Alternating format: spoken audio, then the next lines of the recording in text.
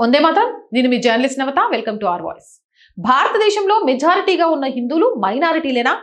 వినడానికి విడ్డూరంగా ఉన్న ఒక మత పెద్ద కాబా సాక్షిగా చేసిన ప్రమాణం ఇప్పుడు దేశవ్యాప్తంగా ప్రకంపనలు సృష్టిస్తోంది. తెర వెనుక హిందూ సమాజాన్ని ముక్కలు ముక్కలు చేయడానికి ఎలాంటి భయంకరమైన ప్లాన్ నడుస్తుంది? సెక్యులర్ పాసిస్ట్ అంటూ హిందువులను విడదీసి వారి రాజకీయ బలాన్ని ఎలా దెబ్బతీయాలని చూశారు?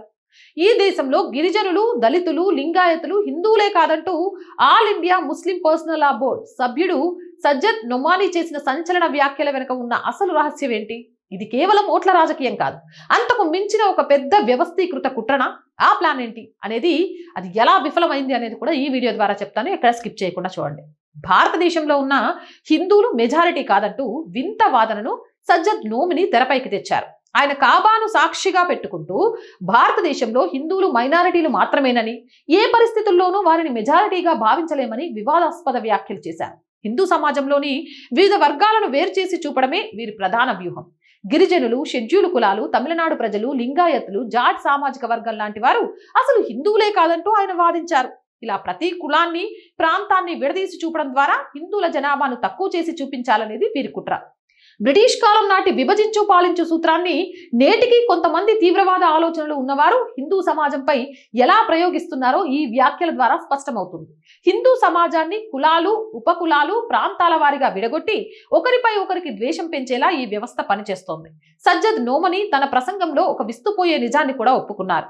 హిందువులను సెక్యులర్, పాసిస్ట్ అనే రెండు వర్గాలుగా విభజించి వారి రాజకీయ బలాన్ని దెబ్బతీయాలని తాము వ్యూహం పన్నామని, కానీ హిందువులంతా ఏకమై బీజేపీకి ఓటు వేయడంతో ఆ ప్లాన్ విఫలమైందని ఆయన ఆవేదన వ్యక్తం చేశారు. అంటే హిందువులలో అంతర్గతంగా గొడవలు పెట్టి వారిని రాజకీయంగా, సామాజికంగా నిస్సహాయులను చేయడమే లక్ష్యంగా పెట్టుకున్నారని ఈ వ్యాఖ్యలు కళ్లకు కడుతున్నాయి.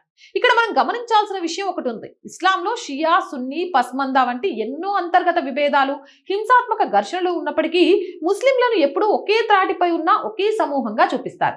కానీ హిందువుల విషయానికి వచ్చేసరికి మాత్రం వారిని ఒకే సమాజంగా ఉండనివ్వకుండా నిరంతరం కులరంగు పులుముతూ, నేరాలకు కూడా కులకోణాన్ని జోడిస్తూ సమాజంలో విద్వేషాలు రెచ్చగొడుతుంటారు. హిందూ సమాజం ఎప్పటికీ ఏకం కాకూడదని, ఎప్పుడూ బలహీనంగా ఉండిపోవాలని ఇలాంటి శక్తులు తీవ్రంగా ప్రయత్నిస్తున్నాయి. సజ్జద్ నోమనీ లాంటి వారి ప్రకటనలు కేవలం ఓటు బ్యాంకు రాజకీయాల కోసం చేసినవి కాదు. ఇది హిందూ సమాజ మూలాలను దెబ్బతీసి దేశంలో జనగణన, జనాభాపరమైన మార్పులు తీసుకురావడానికి జరుగుతున్న ఒక వ్యవస్థీకృత ప్రయత్నం.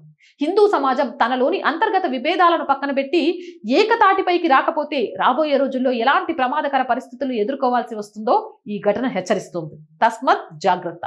జై Hind, Jai Bharat. And more videos కోసం R group of channels, R voice, R political, R Sanskriti channels ని వెంటనే సబ్స్క్రైబ్ చేయండి.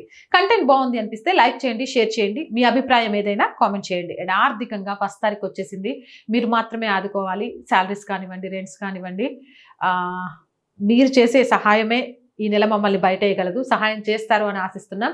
అలా చేయాలి అని అంటే స్క్రీన్ మీద గూగుల్ పే, ఫోన్ పేతో పాటు అకౌంట్ డీటెయిల్స్ ఇచ్చాం. మీకు తోచిన సహాయాన్ని అందించండి. అలాగే మార్కెటింగ్ యాడ్స్ కోసం 8328500576 నెంబర్ని సంప్రదించండి. జై హింద్, జై భారత్.